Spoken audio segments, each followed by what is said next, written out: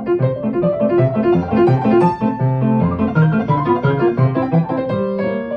a key and then use my other hand to kind of put some pressure on it and push against it, and to have to be able to withstand it. Hi everyone, this is Danai, and in today's video I want to talk about hand and finger posture. I have made a video in the past where I talk about hand posture and arm position in general and what the right way is to position this entire apparatus when you play the piano. But today I want to focus on the fingers in particular, and especially talk about curved fingers versus using a little more straight or flat fingers, because I have been getting a lot of comments that ask about how to use curved fingers properly, or also why sometimes curved fingers don't work as well as flat fingers. Also, one person commented that he noticed that when he watched videos played by Horowitz, or Horowitz was playing the piano, Horowitz used flat fingers very often. So what is the right way to play? What is the most effective way to play? And today I want to cover all these questions. So if you're interested in that, then keep on watching.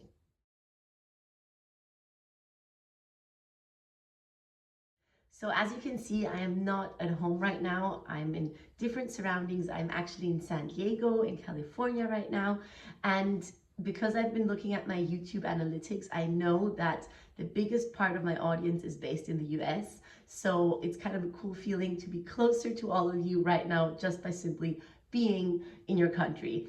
I will be back in the US in November as well, because I have a couple of concerts. So if they are close to where you are, feel free to come. It would be super nice to meet you in person and to get to know you. The concerts dates will be on my homepage very soon, so check it out if you're interested in joining me for those.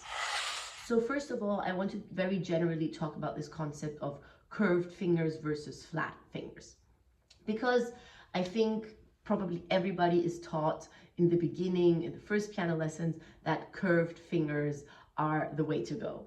And I also believe that this is true, that even if later on you use flat fingers strategically for certain moments, and they might help you out, in general, curved fingers are the way you are supposed to learn to play the piano, because curved fingers make your playing much more efficient. If you just look at my hand and you see how when I have a curved finger, I just have to lift it up this tiny bit, whereas if I have a flat finger, I have to do this whole big movement to lift it. You can already see that it is more efficient to lift with the curved finger. Also, of course, you are way more in control when you curve your finger, because you simply have this little area of your fingertip with which you press the key. And it is a very controlled movement. So this is a movement that is going to help you out a lot when you play fast passages, as opposed to this entire finger lifting up and down where you're not that much in control compared to this.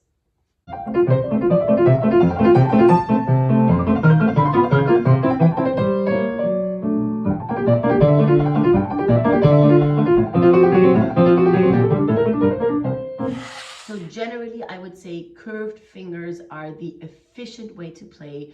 They help your minimal movement. They help you play fast passages in a very exact and planned out way.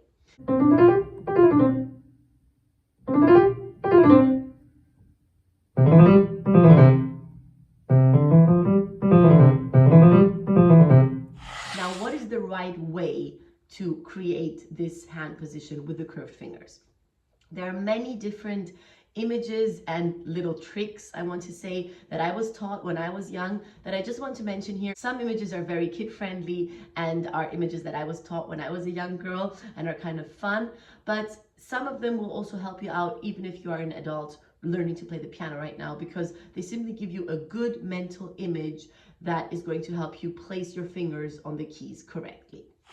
So first of all, a correct curved finger, in my opinion, has 3 points, like 3 joints that have to stand out. So as you can see, it's this one, number 1, number 2, and this one is number 3. So these 3 have to stand out, And the way that my teacher used to ask me to practice it was to press a key and then use my other hand to kind of put some pressure on it and push against it, and to have to be able to withstand it just with my curved finger. So here, same thing here, and same thing here.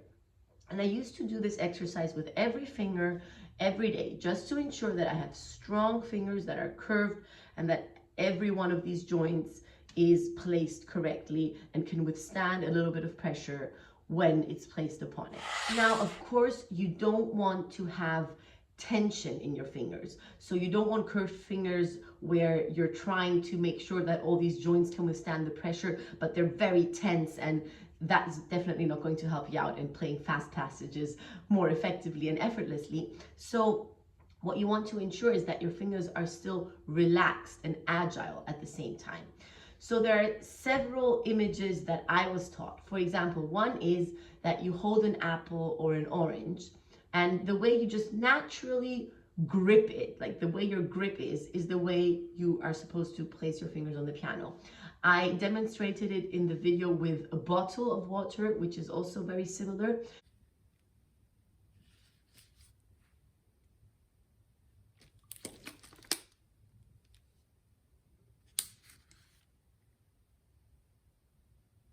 And you can just simply see the way your fingers are placed and then place them on the piano like that.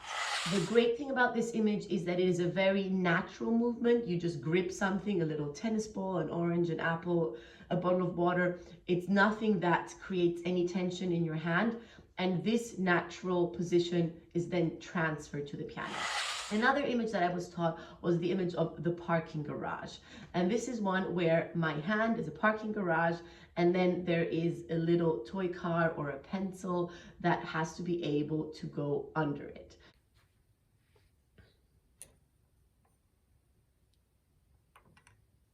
So my fingers have to be curved enough for there to be a little tunnel that's created, and then something needs to be able to go underneath it. It's also important at this point to talk about the position of the wrist, because especially when you're doing the parking garage analogy, you don't want your wrist to be up here in order to ensure the parking garage. You still want the wrist to be low and the tunnel to be simply created by the curved fingers. So it's the fingers that create the tunnel. Another way that I was taught to practice the right position of the curved fingers was by basically testing out where the perfect position lies. So this can go in two directions. The one direction is that you start with overly curved fingers, so basically playing on your fingernails, and then slowly bring the fingers out until you find this point right where there is no nail anymore and where the flesh of your finger is starting, where you stop and you know that's the right way. Or you start out with flat fingers on the piano and then you slowly bring them towards you and curve them right before, until the point before you would reach the nail, and then you know that is the right way to play with curved fingers. Now, let me get to the question about Horowitz playing with flat fingers and flat fingers working better sometimes. So I would agree with you that there are passages where flat fingers actually work better than curved fingers. And these usually are lyrical passages. Passages where the sonic quality is important, where you want to create a warm sound, a magical sound, and where you just want more contact with the key. So this is where a flat finger, although of course you won't use a flat finger like this, but a flatter finger, I would say, is helpful as opposed to a curved finger. Because when you're playing with curved fingers, the surface area of your finger is not that big, because it's all about efficiency. It's all about being able to play quickly. So you don't want to have a large surface area. You just want to have a very focused and planned out surface area that is going to allow you to continue quickly.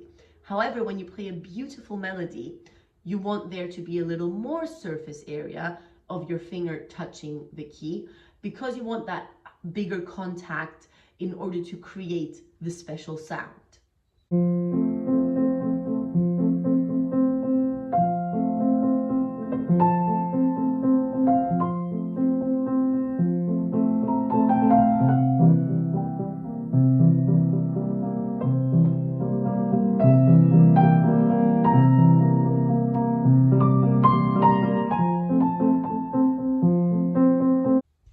My teacher used to say, use more meat. And well, basically it's the same thing. Just use a bigger area of flesh of your finger in order to feel a stronger connection to the key. So I remember playing these melodic passages and he said, more meat, use more meat of your finger.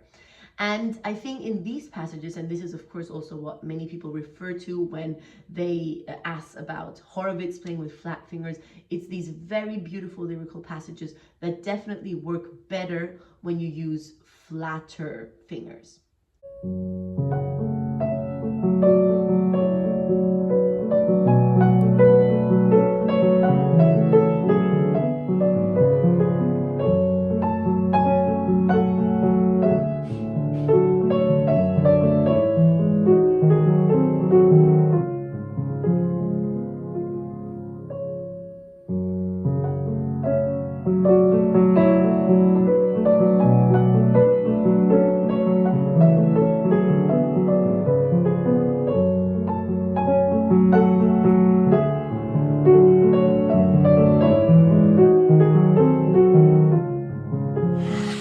However, I do want to mention that I think that if you're just starting out playing the piano, learning the piano, and are still establishing your technique and building everything up and need to secure everything in order that your hands even know what the right way is to play, I would suggest that you don't use the flat finger method just yet, because it might be counterproductive. So first, learn to play a beautiful melody even with curved fingers.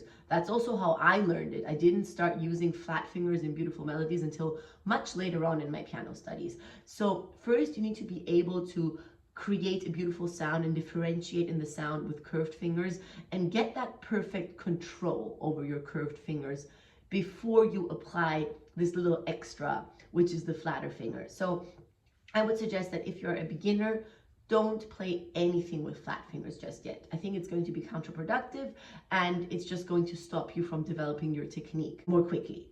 And it's also an important skill to have to be able to play softly with curved fingers as well.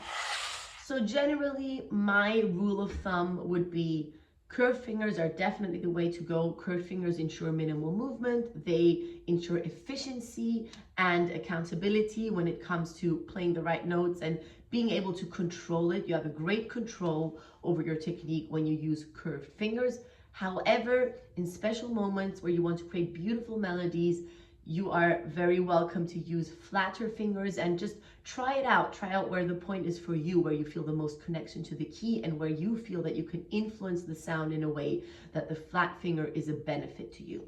But don't do that if you're just starting out and still building your technique. There, I would recommend to try to create beautiful soft sounds with curved fingers as well. I hope that you enjoyed this video and that you found it helpful. I hope that it answered your questions in detail about how to place your fingers on the piano, about the hand position.